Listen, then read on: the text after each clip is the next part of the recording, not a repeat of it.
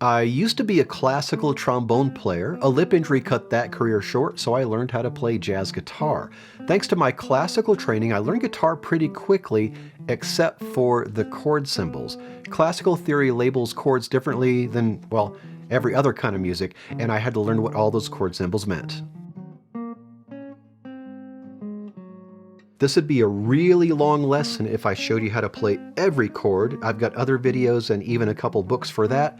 This lesson is all about how chords are labeled. To start off, the letter names the root of the chord, and this root can be modified by a sharp or flat. Triads are the most common types of chords unless you're a jazz player, so let's look at triads first. There are 4 types of triads: major, minor, diminished, and augmented. If the chord symbol is a note name only, which can be modified by a sharp or flat, it's a major triad. All other types of chords will have some sort of modifier after the note name, but if it's just a note name, it's going to be a major triad. Minor triads can be labeled with a note name plus a lowercase m, the abbreviation MIN, or a dash, which you could consider a minus sign. Diminished triads can be labeled with the abbreviation DIM, or with a diminished symbol which looks like a degree sign. Augmented triads can be labeled with the abbreviation AUG, +5, or just a plus sign.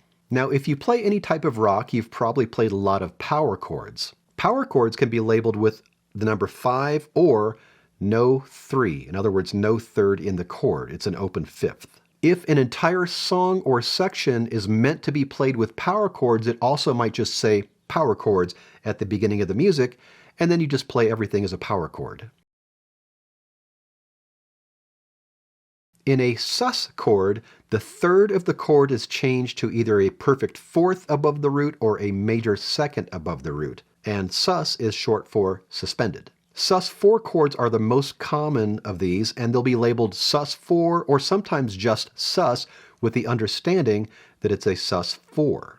You will occasionally see a sus2 chord, and when you do, that's how it'll be labeled, sus2. There are 2 types of 6 chords, major 6 and minor 6. If it's a major 6, it's usually just a note name followed by the number 6. Sometimes you'll see a capital M6 or MAJ6, but usually you'll just see the number 6. Remember that minor triads are shown with an M, the abbreviation MIN, or a dash. For minor 6 chords, you'll see one of these minor labels followed by the number 6. There are lots of different types of 7th chords, so strap in. Dominant 7 chords are simply labeled with the number 7. Similar to minor triads, minor 7 chords can be written with a lowercase m and a 7, MIN7, or a dash and a 7. Major 7 chords are most often written MAJ7 or triangle 7. Every so often you'll see them labeled as MA7, but the MAJ7 and the triangle 7 are much more common. Minor 7 flat 5 chords are often labeled M7, a flat sign, and a 5, or an M, a 7, a dash, and a 5. Minor 7 flat 5 chords are also known as half diminished chords, so you'll also see these chords labeled with a diminished sign with a slash through it. So if you see this symbol, it's the same as minor 7 flat 5. Diminished 7 chords are labeled DIM7 or the diminished symbol and a 7. Remember, the half diminished symbol has a slash through it, and the symbol in the diminished 7 chord, which is also known as a fully diminished chord, does not have a slash. The 7 flat 5 chord can be labeled 7, a flat sign, and a 5, or 7 and a dash and a 5. And the 7 sharp 5 chord can be labeled 7, sharp sign, and a 5, or 7 and a plus sign and a 5. You can alter a dominant 7 chord by changing the third of the chord to a perfect fourth above the root, making it another type of sus chord. This chord can be written 7 sus or 7 sus 4. Next up we have add chords. These are triads with either a 2nd or 9th added to the chord. These are pretty easy to figure out. The add 2 chord is written add 2, and the add 9 chord is written add 9. A major chord type will simply be the note name plus add 2 or add 9. And a minor chord type will be written with the lowercase m in an add 2 or add 9, or min in an add 2 or add 9. If the composer or arranger has chosen to use dashes for their minor chords, you may see a dash followed by add 2 or add 9 in parentheses. Slash chords. This is a slightly bigger topic. I've got a video specifically on slash chords if you want to take a deeper dive, but we'll go over the basics right here. You'll sometimes see a chord symbol, a slash, and a note name. The slash means over, so the way you would speak this chord out loud is D over F sharp, and this one is D minor over F. Whatever you see before the slash is the main chord, and it could be any of the chord types in this lesson. Whatever you see after the slash specifies the bass note or the lowest sounding note of the chord. For example, if you see a D or D minor chord, the D is the bass note or the lowest sounding note. When you see D over F sharp, you're going to play a D chord, but you'll also add a low F sharp as your bass note. Same goes for the D minor. Normally, you'll play the D minor chord with a D as the lowest note, but when you have a D minor over F, you'll add a low F as your bass note. We're not going to get into slash chords any further than that in this lesson, but if you want a better understanding of how slash chords work, check out the slash chord lesson linked in the description. The rest of the chord types in this lesson are extensions except for alt chords, which we're going to look at in a minute. Extensions are chords that include notes that extend beyond the octave, and these include the 9th, 11th, and 13th chords. One very important thing to remember about extensions is that unless you see a modifier such as major or minor, all 9th, 11th, and 13th chords will be extensions of the dominant 7 chord.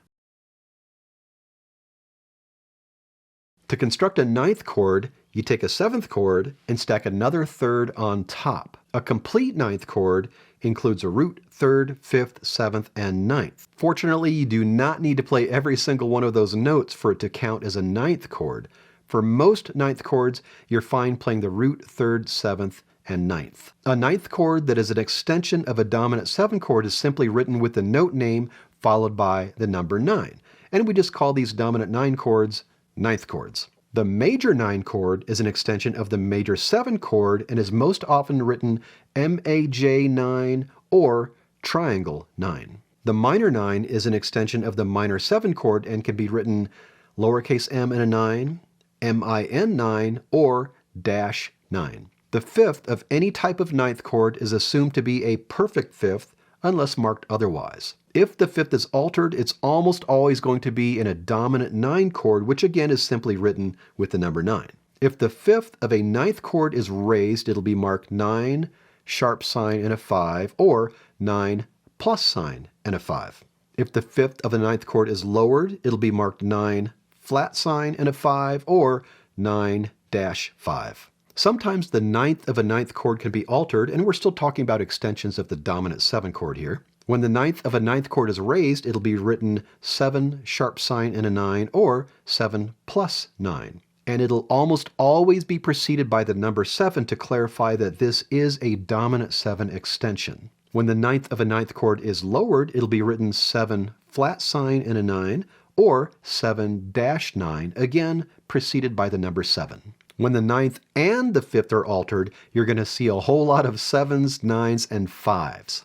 The number 7 will be present to clarify that this is a dominant 7 extension. Then you'll see any combination of altered 9s and 5s. You can have a raised 9th and a raised 5th, a raised 9th and a lowered 5th, a lowered 9th and a raised 5th, or a lowered 9th and a lowered 5th. For all of these, you'll see either sharps or plus signs for the raised intervals and flats or dashes for the lowered intervals. After the initial number 7, the rest of the intervals will always be in descending numerical order, and this will hold true for the rest of the extended chords as well. And as if there aren't enough configurations already, you can also have sus chords as 9th chords. You generally won't see sus chords when the 5th is altered, but everything else is fair game. And remember that the intervals will appear in descending order, so if a 9th chord is to be played as a type of sus chord, you'll see the sus or sus4 appear somewhere below or after the number 9. Before we get into the 11th and 13th chords, I want to mention alt or altered chords. Alt chords are variations of dominant 7 chords, and you'll see them written 7 alt, A-L-T. Writing 7 alt is the composer's way of saying they want an altered dominant or dominant 7 extension, and it's up to you to decide what type of altered chord you want to play. We've already covered several types of altered dominant chords, including 7 sharp 5, 7 flat 5, 9 sharp 5, 9 flat 5, 7 sharp 9, 7 flat 9, and different permutations of raised and lowered ninths and fifths. All of these chords are fair game, and it's up to you to decide what to play. To construct an 11th chord, you take a 9th chord and stack another third on top. A complete 11th chord includes a root, 3rd, 5th, 7th, 9th, and 11th. Since most of us are playing on 6 strings with 4 fingers, sometimes a thumb, it's impractical and even impossible to play every single note of a complete 11th chord. But again, you don't need to play every single note of an extended chord. For most 11th chords, you're fine playing the root, 3rd, 7th, and 11th. With the 9th chords, we went over a lot of permutations with altered 5ths, 9ths, and so forth. With the 11th chords, you get all that, plus you can alter the 11th. We're not going to go over every single way you can alter an 11th chord. What we will do right now, however, is go over the general notation practices that we've seen throughout the other chord types. Unless you see a modifier such as major or minor after the initial note name, all extensions, including 11th chords, will be extensions of the dominant 7 chord. Raised intervals will be labeled with either a sharp or a plus sign, and lowered intervals will be labeled with either a flat or a dash. If you see a sus or sus4, the third of the chord is raised to a perfect fourth. And when an altered chord is an extension of a dominant 7 chord, you'll first see the number 7, and the rest of the intervals will appear in descending numerical order. With that business taken care of, let's look at the most common types of 11th chords and how they'll usually be written. The minor 11 chord is fairly common. This is an extension of the minor 7 chord, which means it can be written a lowercase m and an 11, min 11, or dash 11. When an 11th chord is an extension of either a major 7 or dominant 7, the 11th is almost always raised to a sharp 11. So for these chord types, you'll see the 11th altered by a sharp sign or a plus sign. The most common dominant 11th chords are 7 sharp 11, which can be written 7, a sharp sign, and 11, or 7 plus 11, and the 9 sharp 11, which can be written 9, sharp sign, and 11, or 9